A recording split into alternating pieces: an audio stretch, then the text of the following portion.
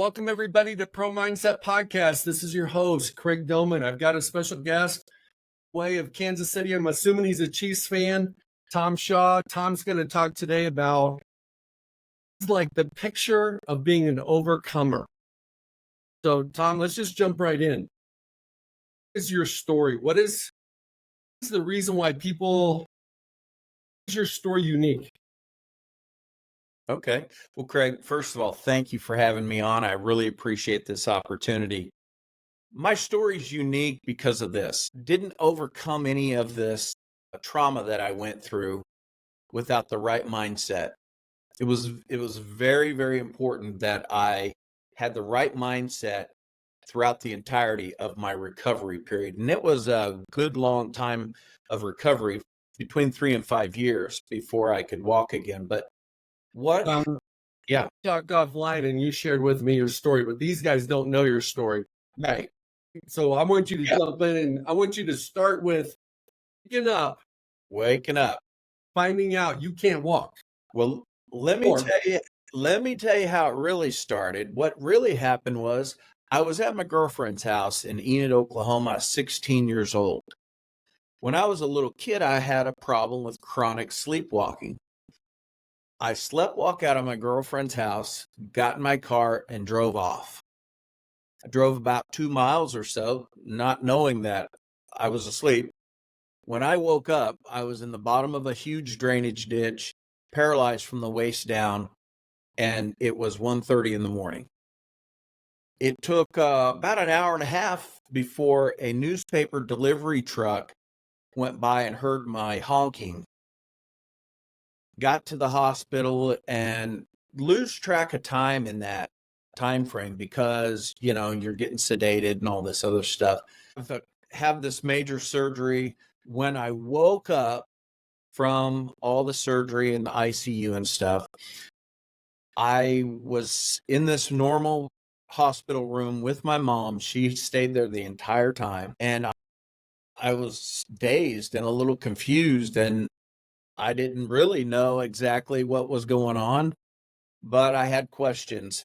And I asked my mom, what the heck? What happened? And she said, well, you had an accident and you're paralyzed. And I said, oh, right away, there's my pity party starting right then. And my mom, in her wisdom, by the way, she was one of my heroes and mentors in life also. But what happened was she said to me, you know what? Don't worry about what happened right now. Let's just focus on what you need to do to get better and heal. And then she went on to say, this too shall pass. So shortly after that, I went to rehab. I was in rehab for 31 days. And I remember this meeting that they had me come to. And I wheeled my wheelchair into this meeting on the third day I was there. And it's like a half circle of all these chairs, probably 20 chairs in front of me. And then my wheelchair and then 2 chairs on either side for my parents. And I didn't know what was going on. And this main doctor fella, he sits down and he says, hey, Tom, how you doing? I said, well, I've had better days, I'm paralyzed and still having that pity party. And he said to me, Tom, tell me what you expect to get out of rehab. And I said, you know what? I'm going to walk out of here one way or another. He said, you know what, Tom?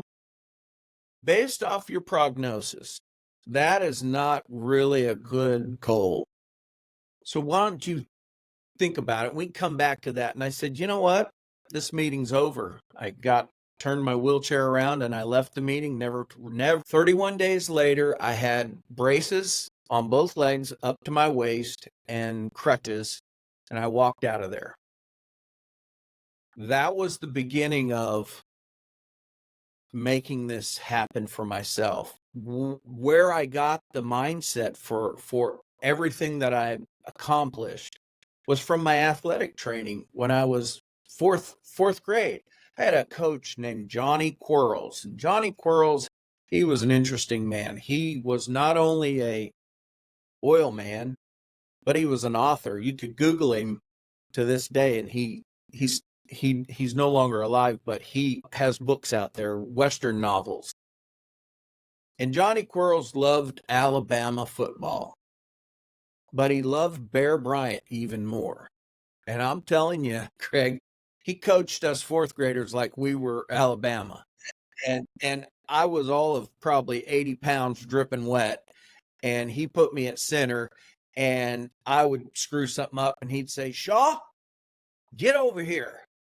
And I remembered that it's such I can smell him, and I can, feel the presence of him, because he chewed this spearmint gum and he smoked. And he always wore this leather vest and boots, and the back of it was like a kind of a typical 70s vest. And he called me over and he grabbed my face mask, which they can't really do that today, but it was a different time period. And he said, "Shaw," and he got right up in there so I could smell every bit of nicotine and gum. He said, "Shaw, you get your butt on the ball and get this right, or you're going to find a boot up your backside." Yes, sir. Now that's motivation, right? Great. So Fourth grade. I got a couple of thoughts here that I want to interject. One, that majority of people can get told by a medical professional their prognosis is X. Believe it. Absolutely. They do. And it's like, because it's the doctor, and if the patient is like questioning whether or not, like in your case, being a 16-year-old young man, the parents will validate and confirm what the doctor told you so that you don't get disappointed down the road, because they don't want you to have unrealistic expectations. Right. Right. You didn't buy it. Not at all.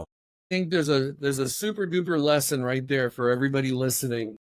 Every one of us has been told something not that drastic, like we're never going to walk again. Been told by somebody we weren't going to be something. Been told by our boss, our spouse, kids, our parents, friends, people that we trust and love. It's not going to happen. Yeah. Choose. Do you believe it or not? And then you got to follow it up with the work. But the first step is belief. That's right. That's right. My parents and my little league coaches, they were on the same page. I went home that night and told on the coach to my mom, and my mom said, "It's okay, honey. I told Coach Quarles, if you step out of line, he can correct you." And I was like, "What the heck?" So I had it not just on the field, but off the field. And those were the lessons that I had to take into my recovery. All the way up through high school, when I had my accident, I was a defensive back. I was a running back. I was, probably a lot like your son, where, muscly, athletic, and can run like a deer. Well, that was me. And before my accident, I was getting recruited as an underclassman and from schools in the Big Eight. And that's where my mind was. I was going to college to play ball and onto the NFL. There's one more thing here, Tom. I know you're a little off. I can already tell. It was from the beginning when you said you were a Husker fan from Oklahoma. I get that. I get that a lot. I get that over sooner, man. What's going on with that? Well, you know what? I had a really strong-minded, strong-willed uncle who was my mom and her brothers and sisters were from Nebraska, and he's been a Husker fan his entire life. And he challenged me that I would never become a Husker fan. And then he started taking me and paying for tickets. And, you've been there. You've seen the atmosphere. It's hard not to like that atmosphere. It's unbelievable. Yeah. Get back on track. I think there's a theme here. Yeah. Because things happen. I don't even know you, and I don't know all your story, but the couple things you've said, you didn't go down the road everybody else was going down. Well, Craig, I couldn't. And because of my athletic training, I knew the things I had to believe. because I knew that I could do this. And it started with my big toe on my left foot just barely moving. And when I saw that that wasn't an accident and that I made it move with my mind, and I would sit or lay in bed for hours just visualizing my big toe moving until I could move it more and more each time. But as I worked through that, it wasn't just that I was paralyzed. I didn't have use of bowel and bladder. They told me I would never have kids. I've got 3 grown-up kids that are doing wonderful. I got a diesel mechanic son, a lieutenant in the United States Navy who's a pilot, and a sergeant who's in the Air Force who's a munitions expert. They're awesome. And so, again, I didn't believe what they said to me. And I know that with all the training I've had through Les Brown, one of the things he says is you've got greatness within you. Everybody has it. But Craig, you said something earlier about tapping into it. Not everybody either A, is able to tap into it, but B, not willing to tap into it because they're fearful that they'll succeed or they're fearful that they'll fail. Either way, they just go back to mediocrity and they go back to what's easy because it's hard. No motivational speaker or coach never has said it's not going to be easy, or it's not going to be hard, rather. It's going to be hard. And Murphy's waiting for most of us out in the parking lot, and he's going to smack us around a little bit because whatever it is you're doing, if you're working a corporate job or a realtor, it doesn't matter. Life is going to happen. Things are going to happen. And you've got to keep the right mindset. You can't allow things in this world to dictate what your day turns out like. Have you ever been around people at meetings and they come in the room and they just suck all the energy out of the room because they're so negative? But then on the flip side, you've probably been in meetings and maybe it was you came in the room and you brightened the whole room up because you had the right mindset, the right attitude. See, I believe that you could go into a really crummy situation in life and turn it into a great situation with a great attitude. Or you can go into a great situation in life and have a terrible attitude, and guess what? You're going to get exactly what you wanted to get out of it from what you believe. And if you don't believe that, then pay attention. Pay attention to the things you're doing in life. Pay attention to how you think about all I get is bills. Well, quit thinking about the bills. You take care of the bills and then think about getting checks in the mail. There's a lot of ways to offset that thinking. And for me, having that ability to visualize and all the training I had and that stick-to-itiveness that coaches drill into you, my persistence is, I would say, as strong and unwavering as anybody's. I was previously married to my kids' mom, and then when I remarried my wife, I called her and talked to her on the phone for over 9 months before we even had a date. Well, you know what? I had to wear her down. And she said, "You were just too persistent." One play. Yeah. And so, my message is about helping people overcome things. My message is about giving people hope and understanding that it's very important to be grateful and show your gratitude. Every day before me or my wife leaves the house, I say to one of us says it, "I'm so grateful for you. Thank you for being my partner in life. I'm just grateful for you." And the reason we do it is because it's a great start to having a positive day. Zig Ziglar will say, what you listen to in the first 20 minutes of your day can determine what your day turns out like. And, I also subscribe to Zig Ziglar Corporation. I'm a certified speaker, trainer, and coach through Zig Ziglar Corporation and able to coach 5 of Zig Ziglar's books. 2 of the books are his son's books, Tom Ziglar, but that's the coaching program that I use, and it's very easy, but it's very thought out, and it connects to people. Everything's been researched on the top end and then through a biblical standpoint on the back end, because he was a very biblical guy. Let me interrupt. Go back to that time period. You don't know what you don't know. Just willed yourself to walk. Visualized yourself with your legs moving. What the doctors told you couldn't do. And kids, you walked again. Get your strength in moments due to place the comeback. Yeah, my strength comes from a variety of other people. I used my parents and friends and family as my stretcher bearers. I didn't realize that's what they were going to be labeled as until I became a little more mature and adult like I am now.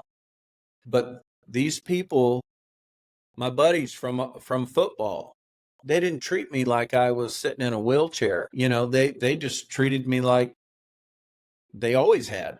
They didn't give me the pity party that I think a lot of people would get. They didn't open doors for me. They didn't get me cups off the top shelf. They're like, figure it out. You'll figure it out. If you got to go to the bathroom bad enough, you'll figure it out. And so through that, I had a lot of great friends and a lot of great mentors with my parents and some uncles. And the strength came from within me because I had learned about faith, and I had a lot of faith, but I had faith in me. And the faith in me was to say, we're not going to take this laying down, no pun intended. I wasn't going to accept it. I was going to do what was best for me. And what I had to do was keep working. So after I got out of rehab, I go back to Enid, Oklahoma. I didn't have a car. So it was about 5 miles to the rehab center where I had to go for rehab. So I would push my wheelchair to rehab and back every 3 times a week. And so I was routinely doing that because I knew that with their help and the exercises and them being able to focus in on things, that I could utilize what they were teaching me also. And I ended up having 4 major back surgeries, and the last 2 were at the University of Kansas Medical Center. I'm a Dr. Asher and a Dr. Jacobs. And they put these rods in my back, and these rods are, they've been in there for nearly 40 years now, okay? But when you're laid up and you're finishing high school, this is 3 years or so after my accident. And one of my goals was to walk across the stage at my graduation, high school graduation, and get my diploma. Well, I was at home and they were doing homebound schooling. The teachers would come over during the day and I would do my lessons, and I graduated on time.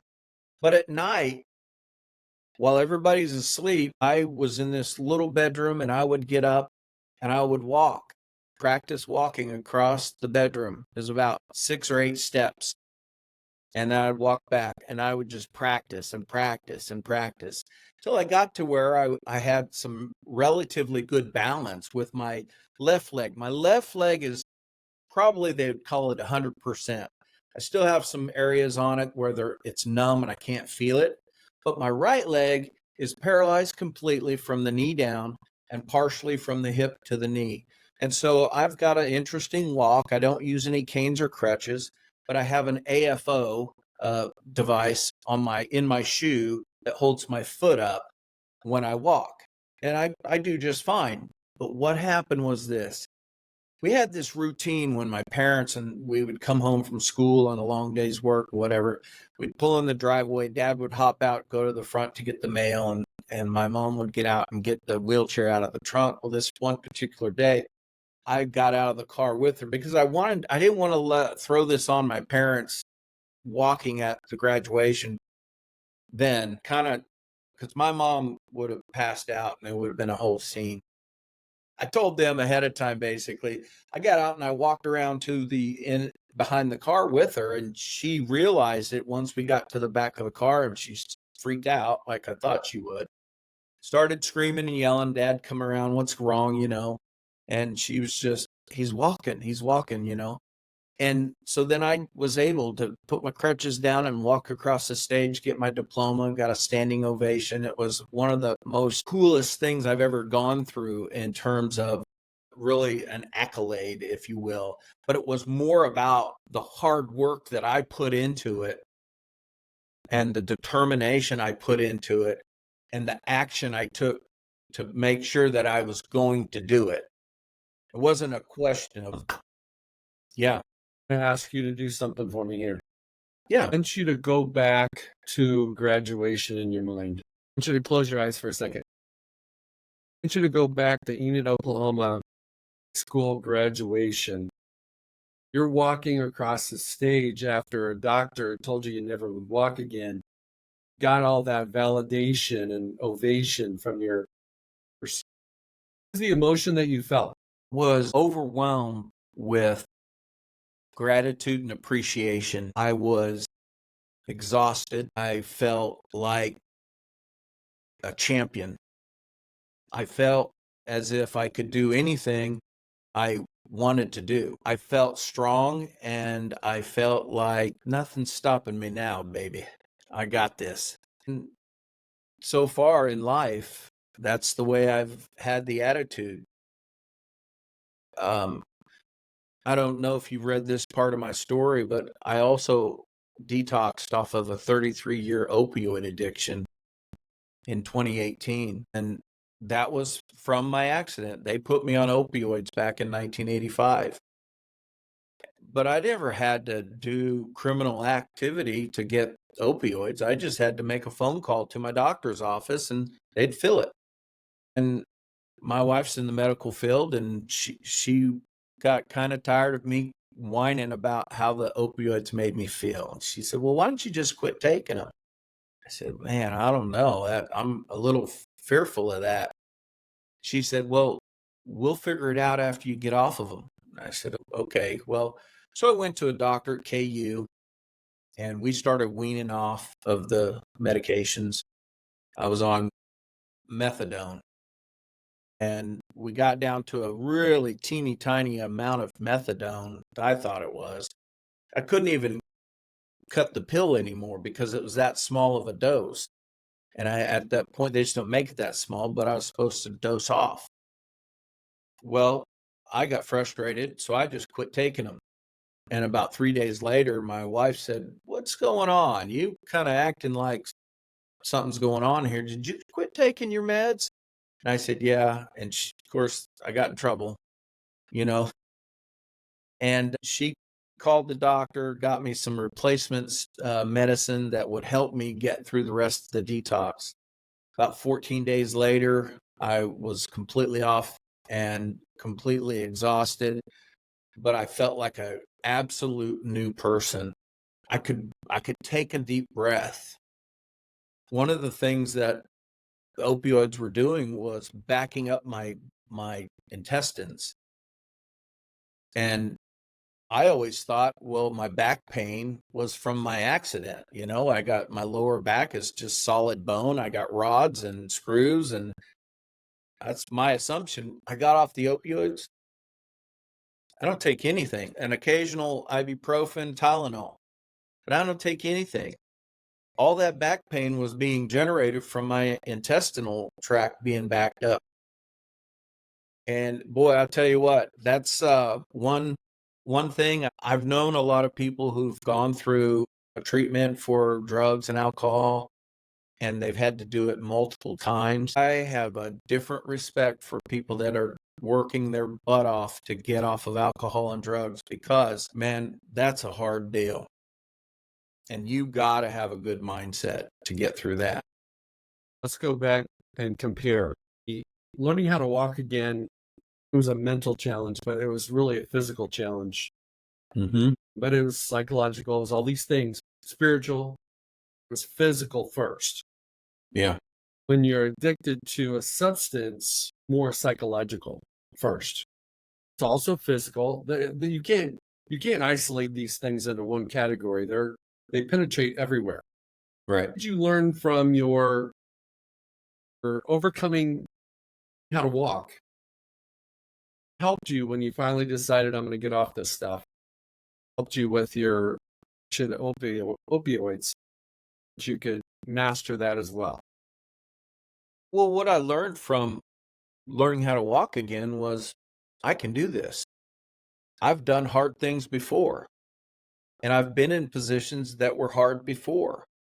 Learning how to walk when you're paralyzed, part of it was medicine. My body healed, and maybe my spinal cord injury wasn't as severe as they anticipated. That was, hey, I'll take it. If you get lucky, sometimes you got to take it and be gracious about it. But the other thing is, I prayed about it. I talked to people about it. Man, I crossed the bridge every chance I could. I didn't wait for something to come to me. I went after it. And that was the difference between getting off opioids and not. Look, I was fearful. I told my wife, I'm nervous. I'm a little fearful about getting off. What if? And she was my support. And I believe that that's a huge point to point out. All of us need support. Every one of us need the type of support. Friends, like you were telling me about when we were off camera, friends and family that, man, you can lean on them, you know, and they know that they're that friend for you or your spouse. And I leaned on her for that 14 days, and she had faith in me. And I took what I had and her faith in me, and I pushed through it. And it was like having the flu or COVID on 10 times on steroids. It was so terrible. I mean, it was terrible. But what I learned from the two different situations was I can do this.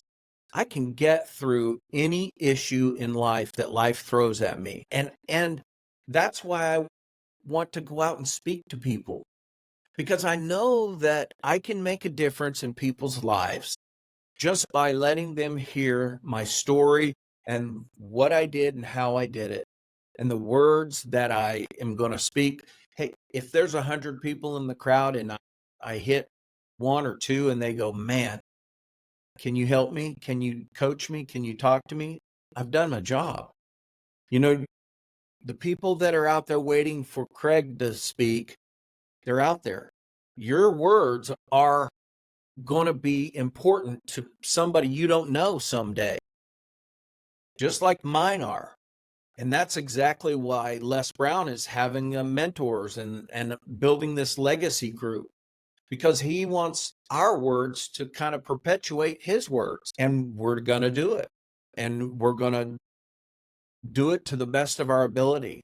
And we're not always going to be perfect. I mean, I've failed my way through things a few times. And I understand what it means to not win. And that goes back to when I was in Little League again, because those coaches prepared us for, hey, you've got to be a good winner, but you got to be a better loser. Because when you do lose, it's going to hurt, because you're not going to lose as often as the other teams we're playing. And so, pardon me? Like, if I can interject, I'm going to just kind of summarize a couple of things that I heard you say. You gained you had hope and you had faith when you were paralyzed. You were a young man. You were 16. You didn't know what you didn't know. Or, you were hoping. And when you walked across that stage in front of all your entire school, your classmates, parents, gained a spirit of hope that most people never find. Okay? It's an inside game, not an outside game, because you listen to the outside noise, the outside prognosis, then you probably wouldn't even have tried. You have been doing that that you were doing in your room to prepare yourself to have the strength to do it on stage. So, and the last thing I would say is that have a yearning to change, as you were probably liked your life before the accident. The accident, you probably didn't like your life as much, didn't like your circumstances as much. Nobody would. Wanted to change. You're on painkillers because that's what doctors give you. You don't even realize it, but you're addicted to them. Wanted to change again. So you had to go through a different metamorphosis of change to detox from something you've been used to for 33 years. You had the fear of failure, the fear of pain, the doubt of what if, all those kind of things were popping in your head, but you did it. So I think I'm not trying to put words in your mouth. I'm just observing. It's like everybody needs to have a spirit of hope, regardless of their circumstances, regardless of their prognosis, regardless of somebody who told them they couldn't be what they want to be.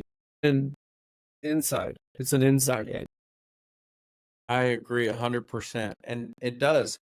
In my educational life, my psychology degree and all that, I know the inside tips and tricks about talking to people and so on. But what I learned a lot about from life was what I really tapped into. And the training was always great and it served its purpose, but we can't give away what we don't have inside of us already. I can't give hope to a group of 1,000 people if I don't have hope and show that I believe that I have hope. I can't give away gratitude. I can't give away love if I don't have it in there for myself. And so I think that in our culture and our society right now, we are needed, you and I are needed more now to go out and be a voice of hope and to uplift people now more than ever since you and I have been alive.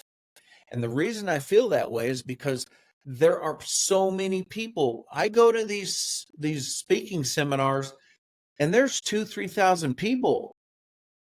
And it doesn't take a lot to get them riled up and get them excited. But they find hope in the words that we speak to them because they know we believe it. And they're going to borrow our confidence for as long as they have to until they can grow their own confidence and do things on their own. And that's what I want to be able to do with my story. And I've got tons of other things we could go into. But the fact is that you've got greatness within you. And I know that not because I know you, but I know people. And I know that I have it. Les Brown says, win and die empty. Don't leave things in your life undone that you want to accomplish or feel you need to accomplish. If you think you need to write a book, then start writing that book. If you need to write a song, then start writing that song. If you want to learn how to play guitar, go buy a guitar and take lessons. I'm 55 years old. Guess what I did 3 months ago? I went and bought a guitar and started taking lessons. I've been wanting to play a guitar all my life, but I'm doing it. I'm not going to preach and talk about things that I don't stand behind, because when I give somebody hope, it's going to be real. It's going to be real and it's going to be palatable. They're going to know that they've been listening to or got the energy from somebody who is genuinely caring, loving, kind, and wants to help them. And so that's the message that I want to get out there for people. My wife and I wrote my book. I wrote most of it. My wife wrote the last chapter of the book, but she was able to write that chapter as a caregiver and as a spouse. Now, keep this in mind. If you get my book, and I should get you a copy, mail it to you. But I met my wife in 1986. We didn't get married until 2009. Okay. I was married to somebody else. My wife was one of my nurses on my last two big surgeries, and she cared for me when I was at the hospital at the University of Kansas. And we stayed in contact all those years, off and on. Not a lot, but enough. Her biggest mistake was she never changed her phone number, and that's how I was so persistent, by the way. But the point is that when you have opportunity in front of you and you have a desire to do it, then do it. Don't wait. Why would you wait? You know, you've talked to me briefly about your boys. You know, they've got great things going on in their lives. From the outside, people who look into the world of athletics, they go, wow, that's great. They make lots of money and they do this and they do that, da, da, da, da, da. But they don't know those people, the fans, the general public. They don't know what that athlete goes through on a day-to-day basis. They don't know the mindset of what it takes to be a champion every single day. Even if your team is losing, you have to have a champion mindset. And that's what I learned all my years in athletics. I learned that mindset of a champion is a lot more than just those two words. It's way more. And we could probably talk for hours about this because I'm a geek about this stuff, Craig. I really am. But I have a passion to go out and speak to people and help people. I do my other job and I do fine with that. But I'm passionate about this. Let me interject again. One of the things that you said is very true. You really want to finish your life, no regrets. You want to, if there's something you've been thinking about doing, why not today? Why not now? I think when you look at like big projects, I want to learn how to play guitar. That's not going to be easy unless you're musically inclined. Do it one day at a time. Can you finish today? An empty tank. Give it everything you got today, whether it's in your relationships, it's in your physical health, it's in your career, or your hobbies, or whatever else, what other categories in your faith walk, you know, in your self-care, body care, taking care of yourself. Can you empty the tank today? And then guess what? Wake up tomorrow and be thankful you got another day and then do it again. Yeah. Les Brown always says, and if you don't believe me, try skipping one of those days and see how that works out for you. You know, it's not a good alternative. So especially when you have, like you said, things that you want and need to do, those gifts are yours. They're nobody else's gifts. You can't start writing a book and then your wife can finish it. It won't be the same book. That book comes from you. That book was given to you by whatever universe you believe in. It came to you. It's your gift.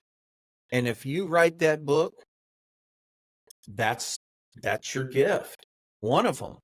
And we all have many gifts, but many people just don't make the realization about what it takes, the action it takes. And they get to the action part, and that's when they usually fail or fall down because they see that it's hard, or that it has a monetary expense, or that it has a time expense, or that it has something else that they're just like, nah, I'll just go back to watching the evening news and petting the dog, which is all fine. We need people like that in this world too. But if you come to listen to me and Craig talk, you're going to leave motivated and ready to get some work done. More things. One is the athlete's journey.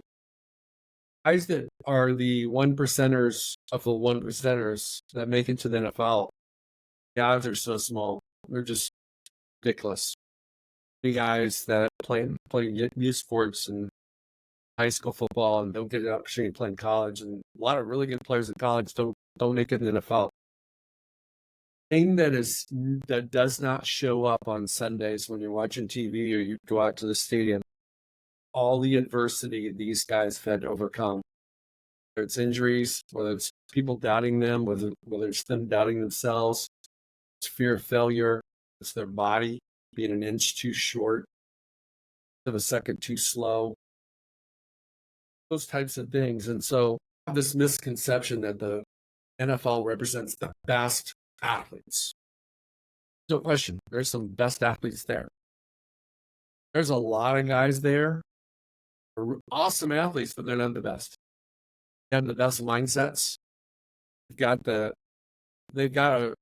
this. I'm no other option. It's gonna happen. I'm gonna make it happen. They've got standards that are higher than everybody else. Given everything they got every time they get an opportunity. Those kind of things. And the other thing I want to mention that you touched on was the concept that everybody is living on not Gilligan's Island. You're living on Tom's Island. Living on Craig's Island. Anybody that's got blood pumping through their veins is a dream island. Looks a little bit different. It's a little bit more prosperous. Mm-hmm. It's doing a different job, having a different purpose, all those kind of things. Unless you can bridge boat, that dream island, you're never going to get there. Most people don't, and then you mentioned this, most people don't even take the first step. They think it's far away, too much, costs too much. Mm-hmm. Or it's too late. When guys hit 40, oh my God, you're over the hill.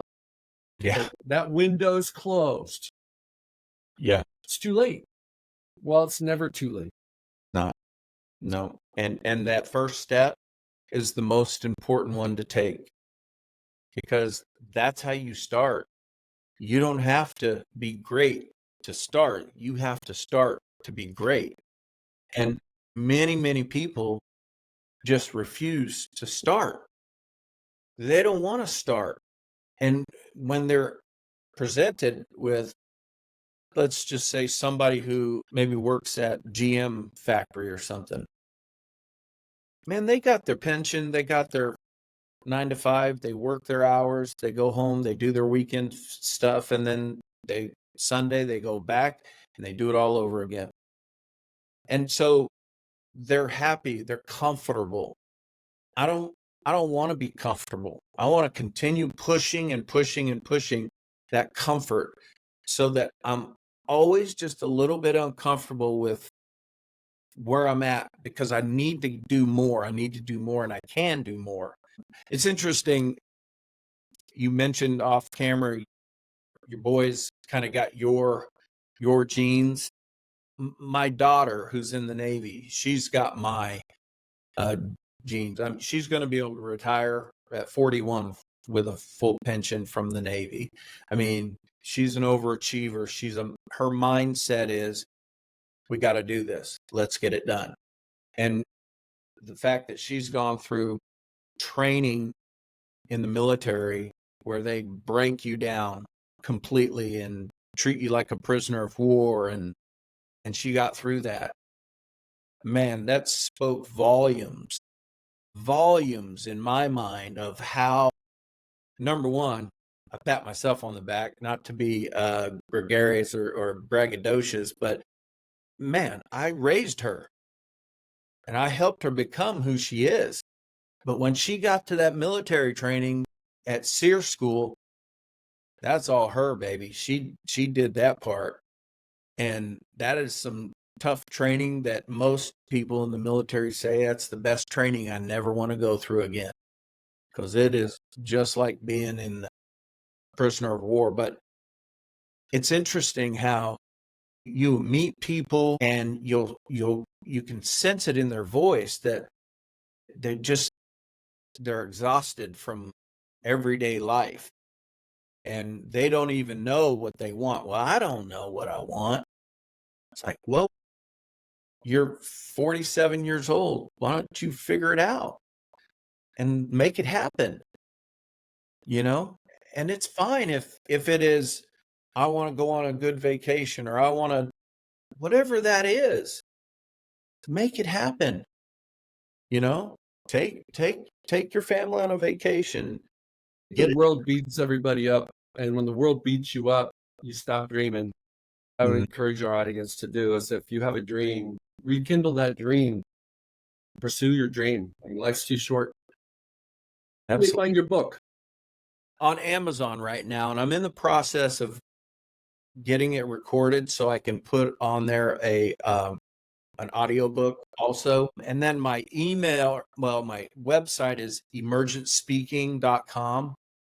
And that's up and running and it's going good. I'm on Facebook and LinkedIn and Instagram. And I am also going to be, speaking with Les Brown in LA in October, and then again in Atlanta. And learning from somebody like him is just a gift, because this cat is 80 years old, and I'm telling you, he always says this, he's a 35-year-old man stuck in an 80-year-old man's body. And I feel like I'm 29. He's tenacious. I'm telling you, he is tenacious. And look up some of his, Google him and YouTube him. The one is It's Possible, or another one is he spoke to 80,000 people in the Georgia Dome. And that's really the speech that got him, springboarded him. Not to mention he was getting to be friends with Dr. Vincent Peale, Zig Ziglar, and all the guys that most people have heard about. But he's fantastic to listen to, and he's even better as a mentor. I want to thank you for being on Pro Mindset today. Thank all you, you listeners out there, check out his book titled The Ride to Victory: Surviving Trauma and Addiction. Tom Shaw. Also want you to check out Pro Mindset. Book came out last month. Get it on craigdillman.com/book. It's a video book at Amazon. We're trying to get the paper copy on Amazon. But I want to thank everybody for listening today, and I just want to challenge everybody today to do what you've been thinking about doing, or what you've been thinking about starting, been procrastinating about, and just take that first step today. Thank you, Tom. Thank you, Craig. Really appreciate it. Hey, it's Craig Dillman, the host of Pro Mindset Podcast. I want to thank you for listening or watching today's show. And you can catch us every week on the normal social media platforms like YouTube, Facebook, Instagram, and all the listening podcast platforms. I hope you enjoyed today's show. And more importantly, I hope you gained a pro mindset insight. Please be sure to rate and review Pro Mindset Podcast. And I look forward to catching up with you on our next show.